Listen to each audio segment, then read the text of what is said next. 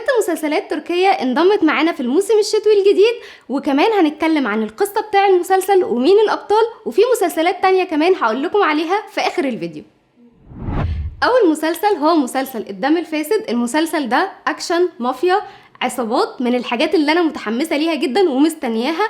المسلسل ده هيكون بطوله ارتان سابان وكمان داملا سونموز، وهيقوم ارتان بدور شرطي متقاعد او شرطي سابق بسبب صدمه حصلت له، فهيتقاعد عن الشرطه وهيشتغل مدير امن في ملهى ليلي، والشرطي ده هيتورط مع عصابه مافيا.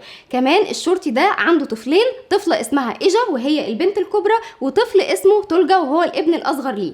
الطفلين دول كانوا عايشين مع والدتهم، ولكن والدتهم اتوفت، فهيتنقلوا وهيعيشوا مع كارتيل. ساعتها بقى كارتيل ده بيعيد حساباته وبيكون عايز يخرج من مستنقع المافيا اللي هو مورط نفسه فيه، فهيقوم باختبار ابوه صعب جدا عشان اطفاله دول مع العصابه بتاع المافيا. كمان عندنا داملا سونموز هتكون بدور نزان بنت رئيس العصابه فوزي الاناضالي، اللي هو رئيس العصابه اللي متورط معاها كارتيل. فهيحصل احداث كتير جدا في المسلسل ده، داخل بقى فيها اكشن وجرايم ومافيا، من الحاجات اللي هي زي الحفرة والحاجات دي، من الحاجات اللي احنا بنحبها جدا عموما. وهيتم عرضه في شهر سبتمبر القادم على قناة ناو.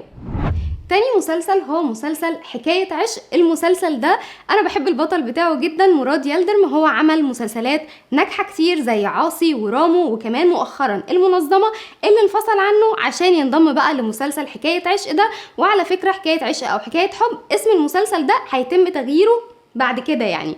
المهم هو في المسلسل ده بيقوم بشخصية ديمير، هو رئيس شركة أكجينار للهندسة المعمارية، وكمان بيتقابل فيه مع إبرو شاهين اللي هي هتقوم بدور نازلي، وهي كرست نفسها وحياتها لابنها ميمو. كمان انضمت مؤخرا للطاقم بتاع العمل إزجي أيوب أغلو، وهتقوم بدور ديفني.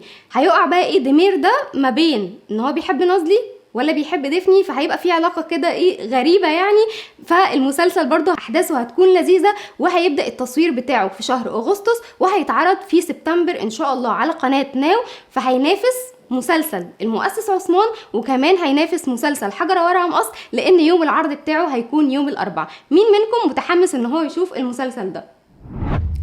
تالت مسلسل هو مسلسل نهاية الصقيع شمس. والمسلسل ده خلاص هيبدأ ان هو يتعرض بداية من يوم الاثنين 22/7 الساعة 4 بتوقيت تركيا على قناة دي. وهو المسلسل الصيفي الوحيد اللي اتعمل بسبب طبعا الأزمة الاقتصادية في تركيا، ان هم ما عملوش مسلسلات صيفي خالص السنة دي، فعملوا المسلسل ده بشكل يومي، ان هو هيتعرض بشكل يومي، لان تكاليف المسلسل اليومي مش بتكون زي المسلسل الاسبوعي. المهم المسلسل ده قصته بتتكلم عن شابة وهي جونش لسه متخرجة من الجامعة، وبتستعد ان هي تسافر لبره، لكن ما بتسافرش بسبب ان اخوها ده بيتعرض لافتراء وكمان بيدخل السجن. فبتضطر ان هي بقى ايه تأجل سفرها ده، وبعدين بتتعرف على اياز ده صاحب شركة كبيرة ووريث لعائلة غنية جدا. بتتعرف عليه وبتتقاطع طرقها معاه، وبتبدأ ان هي تلعب لعبة كبيرة جدا عشان تنقذ اخوها اللي دخل السجن ده. وبعد كده قواعد اللعبة دي بينتهكها الحب. فالمسلسل غالبا هيكون لذيذ، هو صيفي كده، حاجة بسيطة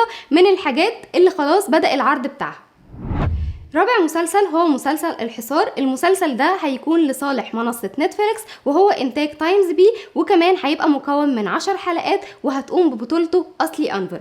أصلي هتقوم بدور نهال. وقصة المسلسل بتدور بقى عن شخصين صعبين جدا في صراع دايم ما بينهم. الصراع ده والحرب اللي ما بينهم دي عاملة زي الشطرنج كده، متبادلة من الطرفين. الشخصين دول هما عثمان ونهال، والقصة هتكون غامضة وصادمة، هتدور بقى في أعماق قصر هيتعرض للحصار.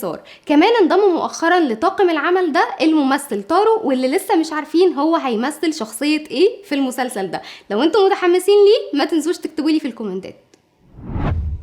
خامس مسلسل، والمسلسل ده انا عن نفسي متحمسه له جدا. اول ما نزل الاعلان بتاعه فرحت، وهو مسلسل منتصف الليل في بيرا بالاس. المسلسل ده نزل الموسم بتاعه تقريبا سنه 2022، وهو بطوله هزال كايا وكمان صلاح الدين بشايلي، عاملين دور حلو جدا. المسلسل احداثه بتتكلم عن السفر عبر الزمن.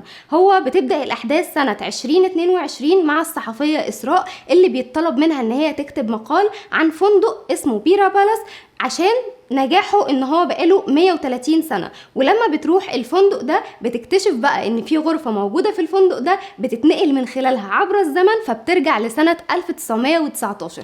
من المسلسلات اللذيذة جدا جدا جدا اللي انا مستنياه، لو انتوا كمان مستنيينه. هيتعرض يوم 12 سبتمبر على منصة نتفليكس، وهيكون برضو مكون من 8 حلقات زي الموسم الاول. سادس مسلسل هو مسلسل المجانين الرائعين. المسلسل ده بيتكلم عن قصص حقيقية لعيلة حقيقية موجودة في تركيا، وخاصة في بودروم، وهي عيلة شاكر باشا.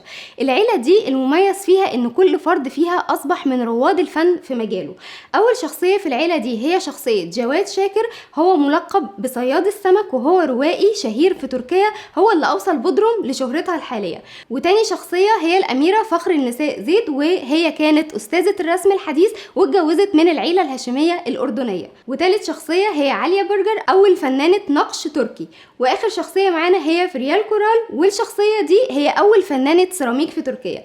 اللي هيقوم بقى بأحداث الشخصيات دي في المسلسل لسه باقي الكاست مش كامل معروف، بس هيقوم بدور جواد هو الممثل جيم ياغيت. وكمان انضم مؤخرا للمسلسل ده الممثلة ديفريم ياقوت بعد ما انفصلت عن مسلسل السلة المتسخة.